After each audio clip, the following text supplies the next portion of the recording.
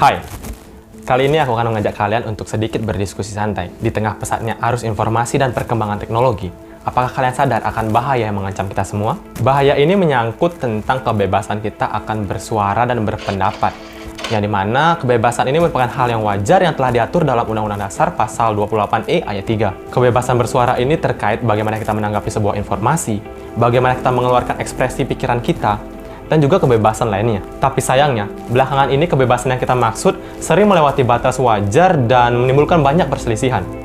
Untuk itu, pemerintah telah mengeluarkan sebuah peraturan perundang-undangan yang mana banyak dibicarakan oleh orang, yang sering disebut sebagai pisau bermata dua, dan yang akan kita bahas kali ini. Ya, UU ITE. Menjering menjadi tersangka dalam kasus pencemaran nama baik, menambah panjang deretan artis yang terjerat undang-undang informasi dan transaksi elektronik. Di Indonesia, banyak sekali masalah-masalah yang berhubungan dengan UU ITE. Kasus-kasus seperti penyebaran video asusila, ujaran kebencian, pencemaran nama baik, hingga penghinaan di media sosial yang berhubungan dengan SARA ataupun tidak, semua ditanggapi oleh pemerintah dengan mengeluarkan sebuah instrumen hukum berupa Undang-Undang Nomor 11 Tahun 2008 atas Informasi dan Transaksi Elektronik. Selain itu, pemerintah juga mengeluarkan Undang-Undang Nomor 19 Tahun 2016 yang bersihkan perubahan atas undang-undang sebelumnya. Secara sederhana, UU ITE ini merupakan undang-undang yang mengatur mengenai informasi elektronik dan juga transaksi elektronik. Informasi di sini bukan hanya data berupa tulisan, tapi juga termasuk suara, peta, gambar, rancangan, yang dimana semua ini sudah diolah dan mempunyai arti, serta bisa dipahami oleh orang-orang. Sementara itu, transaksi elektronik ini merupakan sebuah perbuatan hukum yang dimana menggunakan komputer, jaringan komputer, dan media elektronik lainnya.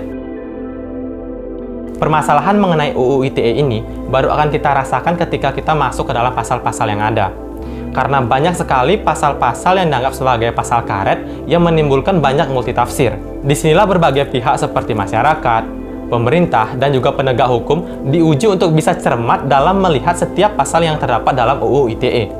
Misalnya kita ambil pasal 27 ayat 3. Dalam pasal ini ditegaskan bahwa larangan bagi setiap orang yang dengan sengaja menyebarkan informasi elektronik yang menyangkut penghinaan atau pencemaran nama baik. Nah, jika kita perhatikan, tujuannya sangatlah baik. Di mana dengan adanya pasal ini, maka ketika orang menggunakan media sosial, orang tidak boleh untuk melakukan penghinaan atau pencemaran nama baik. Namun, banyak oknum ataupun pihak yang menggunakan pasal ini untuk membunuh aspirasi dan juga kritik yang sebenarnya bersifat positif. Begitu juga dengan apa yang terdapat pada pasal 28 ayat 2. Dalam pasal ini menegaskan bahwa setiap orang itu dilarang untuk melakukan ujaran kebencian yang dimana berkaitan dengan SARA. Kita ketahui bersama bahwa Indonesia merupakan negara yang beragam. Tentunya sebenarnya tujuan dari pasal ini adalah untuk menghindari perselisihan akibat dari perbedaan-perbedaan yang ada, yang mana perbedaan ini menyangkut suku, agama, ras, dan juga antar golongan.